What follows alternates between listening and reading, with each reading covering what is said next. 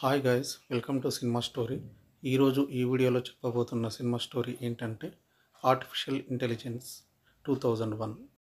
ఒకప్పటి top most దర్శకుడు Spielberg ఈ సినిమాకి దర్శకుడు. జురాసిక్ పార్క్ అనే సూపర్ హిట్ సినిమా తీసింది ఈయనే. ఈ సినిమాలో ప్రధాన పాత్రలు David robo boy, Monica mother, Henry father, Martin వారి కొడుకు, జో గిగోలో, ప్రొఫెసర్ హాబీ ఒక సైంటిస్ట్. ఇది 22వ శతాబ్దంలో జరిగే ఒక సైన్స్ ఫిక్షన్ కథ. అప్పటికి గ్లోబల్ వార్మింగ్ కారణంగా ప్రపంచంలో తీర ప్రాంతాల్లో ఉండే చాలా దేశాలు మునిగిపోతాయి. ప్రపంచంలో మనుషుల జనాభా గణనీయంగా తగ్గిపోతుంది. ఈ కారణంగా రోబోల వాడకం విపరీతంగా పెరిగిపోతుంది. ఇలాంటి ఊహాజనితమైన సైన్స్ ఫిక్షన్ నేపథ్యంలో కథ నడుస్తుంటుంది. సరే, ఇంకా కథలోకి వెళ్దామా? అమెరికాలోని న్యూజెర్సీలో ఈ కథ జరుగుతుంటుంది. హెన్రీ మోనికా దంపతుల కొడుకు మార్టిన్ ఒక అరుదైన జబ్బు కారణంగా కోమాలో ఉంటాడు. మోనికా ఆ విచారంతో డిప్రెషన్లో ఉంటుంది. ఆమె పరిస్థితిని గమనించిన సైంటిస్ట్ హాబీ తన దగ్గర పనిచేసే హెన్రీని పిలిచి, నేను మోనికను గమనిస్తున్నా, రోజు రోజుకి తను డిప్రెషన్లోకి వెళ్తుంది. నువ్వు ఒక పని చేయి, నేను ఫీలింగ్స్ ఉండే రోబోని తయారు చేసిన విషయం నీకు తెలుసు కదా. నేను ఒక రోబోబాయ్ని తయారు చేశాను, పేరు డేవిడ్. వాడు మనుషుల్లాగే రియలిస్టిక్గా ఉండేలాగా చేశాను. వాడిని తీసుకుని వెళ్ళి ఆమెకు ఒక గిఫ్ట్ లాగా ఇవ్వు. అప్పుడు ఇంట్లో కొడుకు లేని లోటు కనబడదు, తను కూడా డిప్రెషన్ నుంచి బయటపడుతుంది అని సలహా చెప్తాడు. హెన్రీ హ్యాపీగా ఒప్పుకొని థ్యాంక్స్ చెప్పి వచ్చేస్తాడు. వన్ ఫైన్ డే హెన్రీ డేవిడ్ని ఇంటికి తీసుకెళ్ళి మోనికాని సర్ప్రైజ్ చేస్తాడు. ఆమె నిజంగానే సర్ప్రైజ్ అవుతుంది. కానీ నా కొడుకు ప్లేస్లో ఇంకోరు రావడం నేను డైజెస్ట్ చేసుకోలేను అని హెన్రీ మీద అరుస్తుంది. హెన్రీ, అలా కాదు మోనికా, ప్రొఫెసర్ హాబీ మనకి టెస్టింగ్ పర్పస్ ఇచ్చాడు, కొన్నాళ్ళు మనతో ఉండనివ్వు, వద్దనుకున్న రోజున చెప్పు, పంపించేద్దాం. మోనికా ఇష్టంగానే ఒప్పుకుంటుంది. హెన్రీ ఇంకా అంటాడు, అలాగే రోబో చైల్డ్ని సొంతం చేసుకోవడానికి కొన్ని ప్రొసీజర్స్ ఉంటాయి. ఒక పాస్వర్డ్ని క్రియేట్ చేస్తున్నాం, దానికి ప్రేమ లాంటి సెన్సిబిలిటీస్ అవసరమని నీకు అనిపించిన రోజున ఆ పాస్వర్డ్ని ఎంటర్ చేయి. ఎంటర్ చేశాక రోబోట్కి మనుషుల్లాగే మమకారం పుట్టుకొస్తుంది. కానీ దాన్ని ఎంటర్ చేసే ముందు బాగా ఆలోచించుకో, ఎందుకంటే దాన్ని వెనక్కి తీసుకోవడం కుదరదు, అది ఇర్రివర్సబుల్. ఇంకా ఈ రోబో మనకి వద్దు అని అనుకుంటే దాన్ని తీసుకెళ్ళి సైబర్ట్రానిక్స్ వాళ్ళకి అప్పగిస్తే వాళ్ళు దాన్ని డిస్ట్రాయ్ చేస్తారు. షాక్గా వింటున్న మోనిక ఆ పరిస్థితి రాకూడదని మొక్కుకుంటూ ప్రొసీజర్స్ మీద సంతకాలు పెడుతుంది.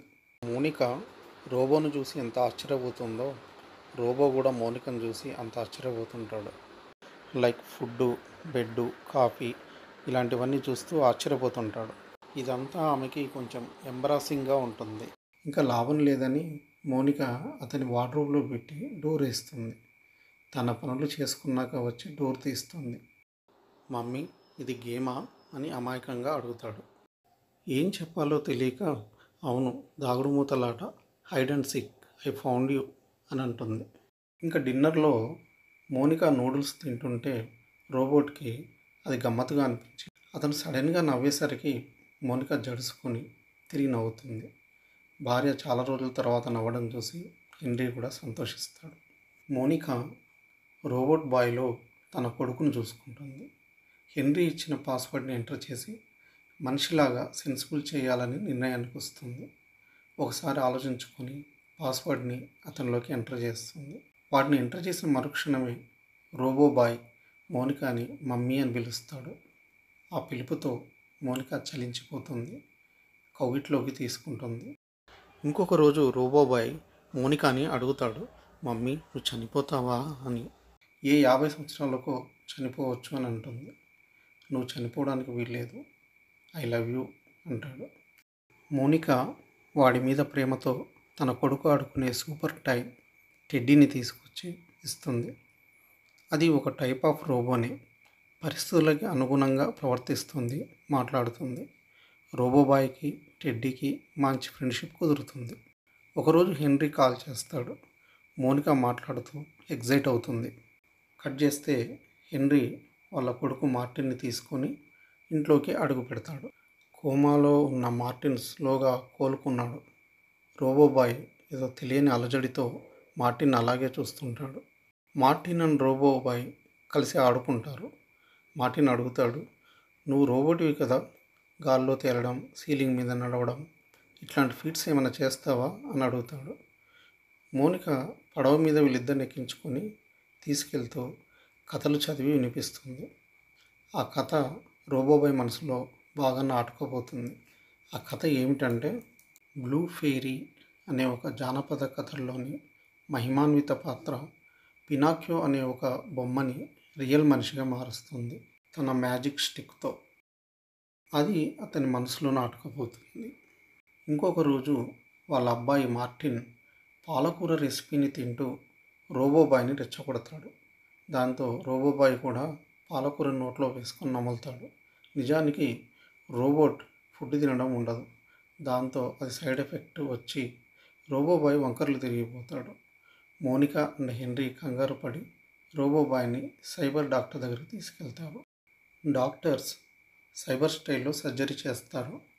మోనికా ఆందోళనగా రోబోబాయ్ చేతిని తల్లి ప్రేమతో పట్టుకుంటుంది. రోబోబాయ్ నాకు నొప్పి లేదు మమ్మీ అంటాడు. కానీ ఇదంతా గమనిస్తున్న మార్టిన్లో జెర్సీ స్టార్ట్ అవుతుంది. మార్టిన్ రోబోబాయ్తో, మమ్మీ నిన్ను లవ్ చేయాలంటే నా దగ్గర ఒక చిట్కా ఉంది, అది గనక చేస్తే మమ్మీ నిన్ను గ్యారంటీగా ప్రేమిస్తుంది అని చెప్తాడు. రోబోబాయ్, ప్లీజ్ అదేంటో చెప్పు, చేస్తాను అంటాడు. మమ్మీ పండుకున్నప్పుడు మెల్లగా వెళ్ళి జుట్టుని కట్ చేయాలి, చేసి అది నీ ప్యాకెట్లో వేసుకోవాలి. అది నీ జేబులో ఉంటే మమ్మీ నిన్ను చాలా ఇష్టపడుతుంది. అది మ్యాజిక్, ఓకేనా అని చెప్తాడు. రాత్రి రోబోబాయ్ మోనికా గాఢ నిద్రలో ఉన్న టైంలో వెళ్ళి సైలెంట్గా ఆమె జుట్టు వెంట్రుకల్ని కట్ చేస్తాడు. ఆమె ఉలిక్కిపడి లేస్తుంది. కత్తెర పట్టుకుని ఉన్న రోబోబాయ్ని చూసి పెద్దగా కేకలు పెడుతుంది. హెన్రీ కూడా లేస్తాడు. చేతిలో కత్తెర చూసి షాక్ అయ్యి భుజాలు పట్టుకొని కోపడతాడు. కట్ చేసిన మోనికా వెంట్రుకలు కింద పడతాయి. టెడ్డీ వాటిని తీసి ప్యాకెట్లో వేసుకుని గమ్మున ఉంటుంది. స్విమ్మింగ్ పూల్ దగ్గర మార్టిన్ ఫ్రెండ్స్తో కలిసి ఆడుతుంటాడు. అక్కడికి రోబోబాయ్ కూడా వస్తాడు. పిల్లలందరూ అతని చుట్టూ చేరి, నువ్వు రోబో అంట కదా, నీకు నొప్పి తెలియదంట కదా, ఏది ఒకసారి చెక్ చేస్తాను అని అక్కడున్న ఒక చాక్ తీసుకొని చేతిని కోయబోతాడు. రోబోబాయ్ భయంతో మార్టిన్ వెనకాల దాక్కొని గట్టిగా పట్టుకుంటాడు. ఆ ప్రయత్నంలో స్విమ్మింగ్ పూల్లో పడతారు ఇద్దరు. మోనికా అండ్ హెన్రీ అక్కడికి పరిగెత్తుకొస్తారు. మర్నాడు హెన్రీ రోబోబాయ్ని సైబర్ ట్రానిక్స్కి పంపించి డిస్ట్రాయ్ చేయించడానికి డిసైడ్ అవుతాడు. కానీ మోనికా మాత్రమే ఒక తల్లిలాగా రోబోబాయ్ని అర్థం చేసుకుంటుంది. హెన్రీకి నచ్చచెప్తుంది, కానీ వినడు. అప్పుడు మోనికా రోబోబాయ్ని అలాగే టెడ్డీని తీసుకొని ఒక ఫారెస్ట్ వైపు వెళ్తుంది. అక్కడ వాళ్ళని వదిలేసి ఏడుస్తూ గుడ్ బై చెప్తుంది. రోబోబాయ్ షాక్ అయ్యి, ఎందుకు ఇలా మమ్మల్ని ఇక్కడ వదిలేసి వెళ్తున్నావు అని అడుగుతాడు. నీకు అర్థం కావట్లేదు, హెన్రీ నిన్ను డిస్ట్రాయ్ చేయడానికి సిద్ధపడుతున్నాడు. నువ్వు సేఫ్టీగా ఉండాలంటే ఇదే కరెక్ట్. మనుషులు కనిపిస్తే దాక్కు, ఎవరికి దొరకద్దు. నీలాంటి రోబోల్ని తప్ప ఎవరిని నమ్మద్దు. ఫ్లెష్ ఫైర్స్ అని జరుగుతూ ఉంటాయి, అటువైపు అస్సలే వెళ్ళొద్దు. ఇలాంటి జాగ్రత్తలన్నీ చెప్పి ఏడుస్తూ అక్కడి నుంచి వచ్చేస్తుంది. కట్ చేస్తే అప్పటి కాలంలో ఉండే రోబోటిక్ నేపథ్యాన్ని చూపిస్తాడు దర్శకుడు. పరిస్థితి ఎలా ఉంటుందంటే, సెక్స్ వర్కర్స్ కూడా రోబో మనుషులు ఉంటారు. అలాంటి వాతావరణంలో జో అనే ఒక గిగోలో ఉంటాడు, అంటే మగవేశ్య అన్నమాట. చాలా ఫన్నీగా ఉంటాడు. అయితే అతను తనకు తెలియకుండానే ఒక లేడీ హత్య నేరంలో ఇరుక్కుంటాడు. పోలీసులు అతని కోసం వెతుకుతుంటారు. జో పారిపోయి ఫారెస్ట్కి వెళ్తాడు.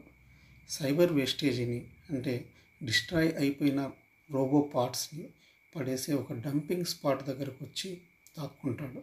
సరిగ్గా అక్కడే మన రోబోబాయ్ డేవిడ్ టెడ్డీని వెంట పెట్టుకొని ఉంటాడు. ఇంకా కొందరు రోబోలు జాంబీ టైప్లో సగం పార్ట్స్ కోల్పోయి ఉంటారు. ఇలాంటి సిచ్యుయేషన్లో ఒక మూన్ ఆకారంలో ఉండే ఒక బెలూన్ లాంటి హెలికాప్టర్ దిగుతుంది. ఈ జాంబీ టైప్ రోబోలన్నీ దాన్ని చూసి పరుగు తీస్తాయి. డేవిడ్ అడుగుతాడు, ఏమిటది, ఎందుకు పరిగెత్తుతున్నారు అని. వాళ్ళు ఫ్లెష్ ఫైర్ మనుషులు మన రోబోల్ని తీసుకెళ్ళి అక్కడ పార్టిసిపేట్ చేయించి మన మీద యాసిడ్ పోసి డిస్ట్రాయ్ చేసి పైశాచిక ఆనందం పొందుతారు అని చెప్పి పరిగెత్తుతారు.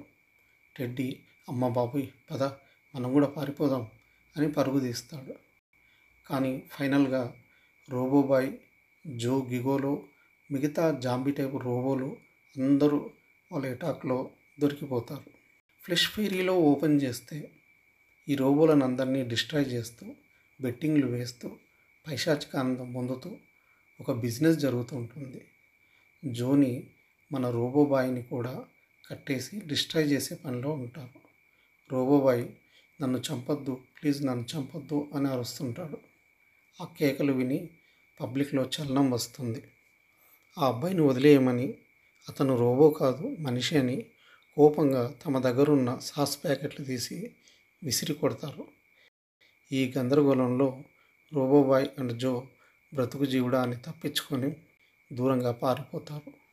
వీళ్ళతో పాటు టెడ్డీ కూడా ఉంటుంది. అలా రోబోబాయ్కి జోకి మంచి ఫ్రెండ్షిప్ అవుతుంది. నువ్వు ఎందుకు వచ్చావు ఇక్కడికి అని అడుగుతాడు జో. ఎందుకంటే మార్టిన్కి నేనంటే పడట్లేదు కాబట్టి, హెన్రీకి నేనంటే కోపం వస్తుంది కాబట్టి అంటాడు. మరి ఇప్పుడు ఏం చేద్దాం అనుకుంటున్నావు అని అడుగుతాడు జో. బ్లూ ఫెయిరీని వెతికి పట్టుకుంటా, ఆమె మాత్రమే తన మ్యాజిక్ స్టిక్తో నన్ను రోబోట్ నుంచి మనిషిని చేయగలదు. అప్పుడు ఆ ఫ్యామిలీ మళ్ళీ నన్ను దగ్గరికి తీస్తుంది, మళ్ళీ మమ్మీ దగ్గరికి వెళ్ళగలుగుతాను అని చెప్తాడు. జో అంటాడు, రూజ్ అనే సిటీలో డాక్టర్ నో అనే ఆన్సర్ ఇంజిన్ ఉంటుంది. అక్కడికి వెళ్ళి మనం బ్లూ ఫెయిరీ ఎక్కడ ఉంటుంది అని అడిగితే సరే, ఎక్కడున్నదో ఇట్టే తెలిసిపోతుంది అని అంటాడు. రోబోబాయ్ డేవిడ్కి ఆశలు చిగురిస్తాయి. ఇంకో పక్క సైంటిస్ట్ హాబీ మిస్సింగ్ అయిన రోబోబాయ్ కోసం తన స్టాఫ్ చేత సెర్చ్ చేయిస్తుంటాడు. జో అండ్ రోబోబాయ్ రూజ్ సిటీకి వెళ్తారు. డాక్టర్ నో క్యాబిన్కి వెళ్తారు. ఒక్కొక్క క్వశ్చన్కి రేటు ఉంటుంది. వీళ్ళ దగ్గరున్న డబ్బులకి మహా అయితే 7 క్వశ్చన్స్ మాత్రమే అడగవచ్చు. బట్ అయినా ఆ డబ్బులు పెట్టేసి క్వశ్చన్స్ అడుగుతాడు రోబోబాయ్. ఒకటి, బ్లూ ఫెయిరీ ఎక్కడుంది అని అడుగుతాడు. దానికి సమాధానం, న్యూయార్క్ నగరంలో నీళ్ళల్లో మునిగిపోయి ఉన్న రాక్ ఫెల్లర్ సెంటర్లో బ్లూ ఫెయిరీ ఉంటుంది అని చెప్తాడు. ఇంకేముంది, రోబోబాయ్ జోని వెంబటేసుకొని అతి కష్టంగా అక్కడికి చేరుకుంటాడు. అక్కడికి వెళ్ళి కేక్ వేస్తాడు, ప్రొఫెసర్ హాబీ అని. ఆయన వచ్చి, నీకోసం ఎంత వెతుకుతున్నానో తెలుసా అని అడుగుతాడు. నేను బ్లూ ఫెయిరీని కలవాలి అంటాడు రోబోబాయ్. ఎందుకు అని అడిగితే, ఆమె తన మ్యాజిక్ హ్యాండ్తో నన్ను నిజమైన అబ్బాయిలాగా మారుస్తుంది, అదే నా ఆశ అని చెప్తాడు. ప్రొఫెసర్ హాబీ అక్కడి నుంచి మూవ్ అవుతాడు. రోబోబాయ్ మెల్లగా లోపలికి వెళ్ళి చూసి షాక్ అవుతాడు. రోబోట్లను క్లోనింగ్ చేస్తే ఎలా ఉంటుందో అలా తనలాంటి మరెన్నో డేవిడ్లు ఉంటారు అక్కడ. వాటన్నిటిని చూసి ఇంకా తనకంటూ ప్రత్యేకమైన ఇండివిజువాలిటీ ఏమీ లేదు అని విరక్తి ఫీల్ అవుతాడు. మమ్మీ అని మోనికని తలుచుకొని ఆకాశాన్నంటే స్కై స్క్రాపర్ మీద నుంచి సముద్రంలోకి దూకేస్తాడు. అలా నీళ్ళ అడుగు భాగంలోకి పడగానే అక్కడ కనిపిస్తుంది అతనికి పినాకియో అని అక్షరాలు చెక్కి ఉన్న ఒక పెద్ద కమాన్ ఉంటుంది. దాని కింద నుంచి లోపలికి ప్రవేశించి ముందుకు వెళ్తే అక్కడ కనిపిస్తుంది ఒక బ్లూ రంగు విగ్రహం. రెక్కలు విప్పి మ్యాజిక్ స్టిక్ చేతిలో పట్టుకొని డిట్టో మోనిక లాగానే ఉంటుంది. అదే బ్లూ ఫెయిర్ విగ్రహం. అది విగ్రహం మాత్రమే అని గ్రహించలేక రోబోబాయ్, బ్లూ ఫెయిరీ ప్లీజ్ నన్ను రోబోట్ నుంచి మనిషిగా మార్చు, ప్లీజ్ బ్లూ ఫెయిరీ అని పిలుస్తూ ఉంటాడు. అలా పిలుస్తూనే ఉంటాడు. అలా అలా అలా 2000 సంవత్సరాలు గడిచిపోతాయి. అంటే 2000 సంవత్సరాల తర్వాత మానవజాతి మొత్తం సమూలంగా అంతరించిపోయి కేవలం రోబోట్లు మాత్రమే ఉన్న కాలం అది. కొన్ని స్పెషలిస్ట్ రోబోలు రోబోబాయ్ ఉన్న ఎయిర్ క్రాఫ్ట్ని కనిపెట్టి అక్కడికి వస్తాయి. రోబోబాయ్ని కప్పేసిన మంచుని తొలగిస్తాయి. కానీ రోబోబాయ్ వీటిని పట్టించుకోకుండా ఎదురుగా ఉన్న బ్లూ ఫెయిరీ విగ్రహం దగ్గరికి పరిగెత్తుతాడు. మమ్మీ అంటూ పిలుస్తాడు. పట్టుకోగానే విగ్రహం పగిలిపోతుంది. స్పెషల్ రోబోలన్నీ డేవిడ్ని తీసుకుని వెళ్ళిపోతాయి. మళ్ళీ రోబోబాయ్ కళ్ళు తెరిచేసరికి మోనిక ఇంట్లో ఉంటాడు. ఆశ్చర్యం వేస్తుంది. మమ్మీ అని తను మోనిక అని పిలుస్తాడు. నేను మన ఇంట్లోనే ఉన్నా, నువ్వెక్కడున్నావు అని పిలుస్తాడు. ఎక్కడో ఒక కార్నర్ రూమ్లోంచి డేవిడ్ అని ఎవరో లేడీ పిలుస్తున్నట్టు వినిపిస్తుంది. వెళ్ళి చూస్తే అక్కడ బ్లూ ఫెయిరీ ఉంటుంది. ఆనందంగా వెళ్ళి, ఓ బ్లూ ఫెయిరీ, నన్ను రియల్ బాయ్గా మార్చు. ఇప్పుడు ఆ ఫ్యామిలీ వాళ్ళు నన్ను వాళ్ళతో ఉండనిస్తారు. మా మమ్మీతో నేను ఉండగలుగుతాను అని చెప్తాడు. బ్లూ ఫెయిరీ అంటుంది, మీ మమ్మీ తిరిగి కనిపించే అవకాశమే లేదు. ఎందుకంటే తను చనిపోయి 2000 సంవత్సరాలు గడిచింది. కానీ డేవిడ్, మీరు బాధగా లోన్లీగా ఉన్నప్పుడు మేము మీ కాలం మనుషుల్ని సృష్టించి ఇస్తాము అని చెప్తుంది. అలాంటప్పుడు మరి మా మమ్మీని ఎందుకు రప్పించట్లేదు అని అరుస్తాడు. ఆ పని మేము చేయలేము. ఎందుకంటే మేము అలా రప్పించగలగాలంటే ఆ వ్యక్తులకి సంబంధించిన ఏదైనా ఫిజికల్ షాంపిల్ ఉండాలి. అప్పుడే అది సాధ్యమవుతుంది అని చెప్తుంది. రోబోబాయ్ ఇంకా ఆశ చచ్చిపోయి, ఇంకా మమ్మీని కలవడం సాధ్యమయ్యే పని కాదు కదా అని బాధపడుతుండగా టెడ్డీ వచ్చి ఒకప్పుడు డేవిడ్ కట్ చేసిన మోనికా జుట్టు వెంట్రుకల్ని డేవిడ్కి ఇస్తాడు. డేవిడ్కి అప్పుడు ఊపిరి లేచి వస్తుంది. బ్లూ ఫెయిరీకి ఆ వెంట్రుకలను అందిస్తాడు. బ్లూ ఫెయిరీ వాటిని తీసుకొని నీ కోరిక నెరవేరుతుంది అని బ్లెస్సింగ్ చేస్తూ మ్యాజిక్ స్టిక్ని ఊపుతుంది. ఆ తర్వాత డేవిడ్ స్లోగా మదర్ బెడ్రూమ్లోకి వెళ్ళి చూస్తాడు. షాక్. అక్కడ మోనిక బెడ్ మీద పండుకొని ఉంటుంది. వెళ్ళి కన్నీళ్లతో మదర్ని చూసుకొని లేపుతాడు. స్వయంగా కాఫీ కలిపి తీసుకొచ్చి ఇస్తాడు. ఆ రోజు నుంచి డేవిడ్ ఎప్పటికీ హ్యాపీగా ఉండిపోతాడు. మోనికాకి గతం తెలియదు. కన్ఫ్యూజన్ అయినప్పటికీ క్లారిటీ ఇవ్వకూడదు అని రోబోలు డేవిడ్ నుంచి ప్రామిస్ తీసుకుని ఉంటాయి. మోనికా లైఫ్లో హెన్రీ కానీ మార్టిన్ కానీ ఎవరు లేరు. ఓన్లీ రోబో బాయ్ డేవిడ్ మాత్రమే ఉంటాడు. మోనికా డేవిడ్ని కౌగిలించుకొని ఐ లవ్ యూ డేవిడ్ అనడంతో డేవిడ్ ఐ టు లవ్ యూ అని ఆమె మీద వాలడంతో మదర్ అండ్ సన్ షాట్తో సినిమా ఎండ్ అవుతుంది. ఇది సినిమా స్టోరీ.